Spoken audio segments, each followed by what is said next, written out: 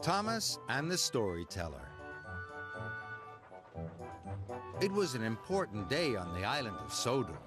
A new library was going to be opened. Everyone was excited.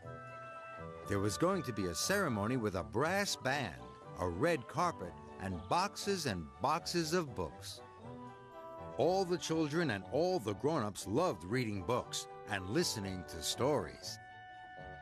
A famous storyteller was going to tell the children a special story. All the engines wanted to collect the famous storyteller, but Sir Topham Hatt chose Thomas. Thomas was excited. "You must show the famous storyteller the special sights of Sodor," he boomed. "Then she can make up a special story for the children. Make sure she arrives at the grand opening on time." "Yes, sir," tooted Thomas excitedly. "I know all the best sights." Thomas puffed over to Brendam Docks. He wanted to do a good job. Thomas arrived at the docks. He looked up and down, left and right, and all around, looking for someone famous. But all he could see was a lady with a notepad and a big box of cookies. "Are you the famous storyteller?" Thomas asked. "I like to think so," said the lady. "You must be Thomas the Tank Engine. Will you please show me the sights of Sodor?" "Of course," tooted Thomas happily. So the famous storyteller hopped on Thomas's footplate, and Thomas puffed away. "Pirate's Cove is not far from here. I shall take you there first," whistled Thomas. Pirate's Cove was full of caves and secret tunnels. Legend had it that pirates used to bury their treasure there. "You could make up a jolly good story about pirate treasure," wished Thomas happily. But on his way there, Thomas saw James. James was in trouble.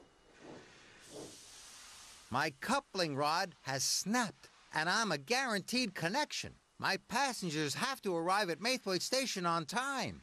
"I'm sorry," Thomas puffed to the famous storyteller. "I cannot take you to Pirate's Cove. I have to help my friend."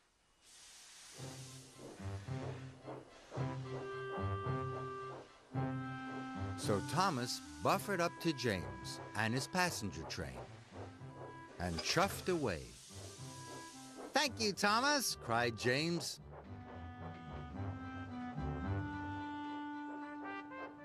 Thomas arrived at Maithwaite just in time. "The ruined castle is just over the hill," said Thomas to the famous storyteller. "Now I will take you there."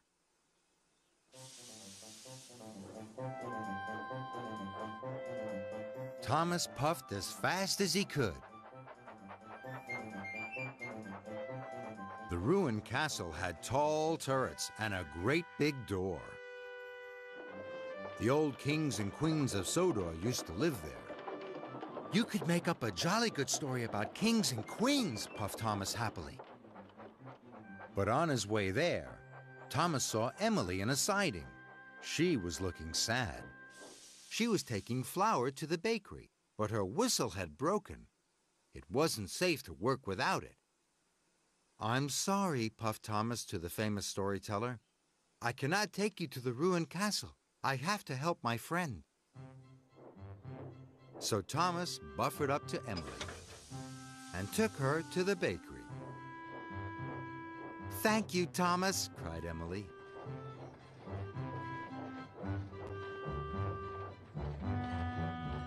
Thomas arrived at the bakery just in time. Emily was pleased, and Thomas puffed away.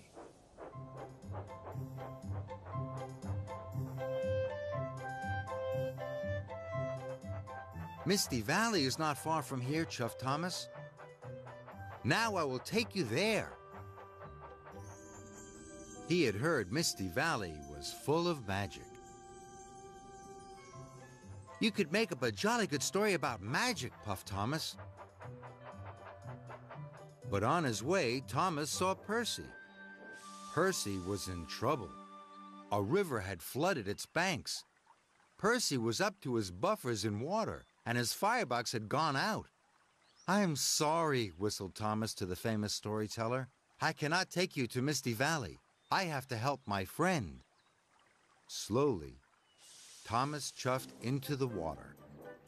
The water came right up to his footplate. The famous storyteller had to stand on a box of cookies to keep her feet dry. Thomas bravely buffered up to Percy, and he pushed his friend out. "Thank you, Thomas," cried Percy. By now, it was time to go to the grand opening, and Thomas was late. "Cinders and ashes," wheezed Thomas. "I haven't had time to show any sights at all."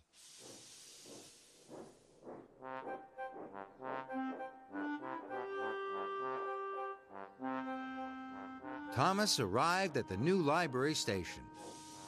Sir Topham Hatt was waiting. "We didn't visit any sights," puffed Thomas sadly. "I had to take James's passengers to Maithwaite Station, Emily's flour to the bakery, and pull Percy out of the water." "But it's a wonderful idea for a story," cried the famous storyteller. "I shall write all about your day, Thomas, and how you helped your friends." She was very excited, and Thomas was delighted.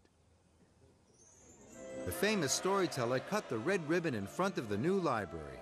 She declared it open. Then the children and the engines all listened as the famous storyteller told them the story of her wonderful adventures with Thomas and his friends on the magical island of Sodor.